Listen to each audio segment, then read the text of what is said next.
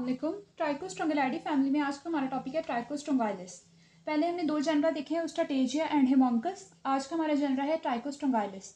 अब ट्राइकोस्ट्रोंगाइलिस जो होता है, पहले हेमोंकस और ओस्ट्राटेजिया की बात करें तो उनके अंदर जो होस्ट है वो मेनली रूमिनेंट्स थे, लेकिन ट्राइकोस्ट्रोंगाइलिस के अंदर जो होते हैं वो काफ़ी सारे इसकी ब्रॉड होस्ट रेंज है। इसके अंदर रूमिनेंट्स भी आते हैं, हॉर्सेस भी आते हैं, पिग्स भी आते हैं, रैबिट्स भी आते हैं और फाउल्स भी आते हैं। ठीक है, और ये प्रेजेंट कहाँ पे होता है, उसकी हेमोंकस की और ओस्ट्राटेजिया की साइड जो थी वो एबोमेजन थी, लेकिन ट्राइकोस्ट्रोंगाइलिस की जो साइड है वो स्मॉल इंटेस्टाइन है। ट्राइकोस्ट्रोंगाइलिस की साइड क्या है, स्मॉल इंटेस्टाइन। अब इसके अंदर दो एक्सेप्शनल केसेस हैं। ठीक है, एक टीनिया एक्साई, एक ट्राइकोस्ट्रोंगाइलिस एक्साई और दूसरा ट्राइकोस्ट्रोंगाइलिस टीनियस। ट्राइकोस्ट्रोंगाइलिस एक्साई जो होता है वो पिग और हॉर्स के स्टमक में प्रेजेंट होता है और रूमिनेंट्स के एबोमेजन में प्रेजेंट होता है। और ट्राइकोस्ट्रोंगाइलिस टीनियस जो होता है, इसकी बात करें तो ये बर्ड्स की सीका में और स्मॉल इंटेस्टाइन में प्रेजेंट होता है। ठीक है, यानी दो एक्सेप्शनल केसेस हैं, बाकी सारे के सारे स्मॉल इंटेस्टाइन में होंगे। टीनिया एक्साई की बात करें तो वो हॉर्सेस और पिग्स के स्टमक में और रूमिनेंट्स के एबोमेजन में होगा। उसके बाद ट्राइकोस्ट्रोंगाइलिस टीनियस की बात करें तो वो बर्ड्स के सीका में भी हो सकती है स्मॉल इंटेस्टाइन के साथ साथ। ये दो एक्सेप्शनल केसेस हो गए। ठीक है, इसके अलावा दूसरी स्पीशीज़ की बात करें तो ट्राइकोस्ट्रोंगाइलिस कोलब्रिफॉर्मिस जो है वो रूमिनेंट्स में होती है। फिर ट्राइकोस्ट्रोंगाइलिस कैप्रिकोला जो है वो शीपकोट में होती है। ट्राइकोस्ट्रोंगाइलिस विट्रीनस भी शीपकोट में होती है। ट्राइकोस्ट्रोंगाइलिस विटोटिफॉर्मिस भी रैबिट्स में होती है। ट्राइकोस्ट्रोंगाइलिस कोलब्रिफॉर्मिस रूमिनेंट्स की हो गई, ट्राइकोस्ट्रोंगाइलिस कैप्रिकोला और विट्रीनस शीपकोट की हो गई, और विटोटिफॉर्मिस जो होती है वो रैबिट्स की हो गई।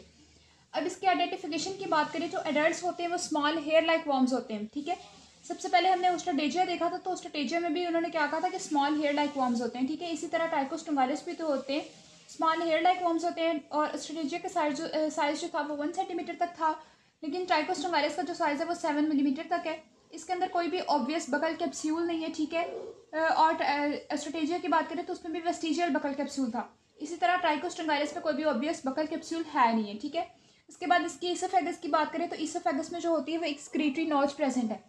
किस स्ट्रक्चर से हम इसे आइडेंटिफाई कर सकते हैं कि इसके ईसोफेगस में एक एक्सक्रीटरी नॉच प्रेजेंट है। ठीक है, फिर इसके स्पिक्यूल्स की बात करें तो स्पिक्यूल्स जो होते हैं वो थिक और ब्रांच्ड होंगे। ठीक है, मेल के अंदर। और फीमेल की बात करें तो फीमेल में जो टेल होती है वो ब्लंटली टैपर्ड होती है। किसी में किसी निमाटोड्स में पॉइंटी टेल है फीमेल की, लेकिन ट्राइकोस्ट्रोंगाइलिस के केस में टेल जो है वो ब्लंटली टैपर्ड है और कोई भी वल्वल फ्लैप भी नहीं है। ठीक है, नो वल्वल फ्लैप। होमोंकस के केस में जो थी वो वल्वल फ्लैप थी फीमेल के पास, लेकिन अब फीमेल के पास ना वल्वल फ्लैप है और इसकी टेल जो है वो ब्लंटली टैपर्ड है। फिर इसके लाइफ साइकिल की बात करें तो लाइफ साइकिल भी डायरेक्ट है, और डायरेक्ट होता है वो जिसमें कोई भी इंटरमीडिएट होस्ट इन्वॉल्व नहीं होता। ठीक है, फिर उसके बाद इसके जो होता है लाइफ साइकिल की बात करें तो नॉन माइग्रेटरी है, यानी दूसरे ऑर्गन्स में माइग्रेशन नहीं होती। ठीक है, स्मॉल इंटेस्टाइन तक जो होता है वो लिमिटेड रहता है। और इसकी बात करें तो बाकी इसका टिपिकल जो ट्राइकोस्ट्रोंगाइलिस का हमने लाइफ साइकिल देखा है कि सबसे पहले फीसिस में एग्स पास आउट होते हैं। ठीक है, उसके बाद वहाँ पे उसकी L1 स्टेज डेवलप होती है और उससे आगे L3 इन्फेक्टिव स्टेज बन जाती है कुछ दिनों के अंदर। अब जब L3 नेक्स्ट एनिमल इंजेस्ट करता है, तो जब ट्राइकोस्ट्रोंगाइलिस की L3 इंजेस्ट करेगा एनिमल तो उसकी एक्सक्रीटमेंट होगी एबोमेजम में। इन केस ऑफ ओस्ट्राटेजिया एंड हिमोंकस क्या हुआ था कि L3 की एक्सक्रीटमेंट जो थी वो र्यूमन में हुई थी। ठीक है, लेकिन इसके ट्राइकोस्ट्रोंगाइलिस के केस में क्या हो रहा है कि L3 की एक्सक्रीटमेंट कहाँ पे हो रही है, एबोमेजम में। इसके बाद इसका प्री पेटेंट पीरियड की बात करें तो रूमिनेंट्स के अंदर 2 से 3 वीक्स का होता है। हॉर्सेस के अंदर जो होता है वो ट्राइकोस्ट्रोंगाइलिस एक्साई का जो है वो 25 डेज तक है। और गेम बर्ड्स के अंदर जो ट्राइकोस्ट्रोंगाइलिस टीनियस है, इसका जो लाइफ साइकिल है वो 10 डेज तक है। ठीक है, प्री पेटेंट पीरियड कितना है, रूमिनेंट्स के अंदर 2 से 3 वीक्स, हॉर्सेस के अंदर ट्राइकोस्ट्रोंगाइलिस एक्साई के केस में 25 डेज, गेम बर्ड्स के अंदर ट्राइकोस्ट्रोंगाइलिस टीनियस के केस में 10 डेज।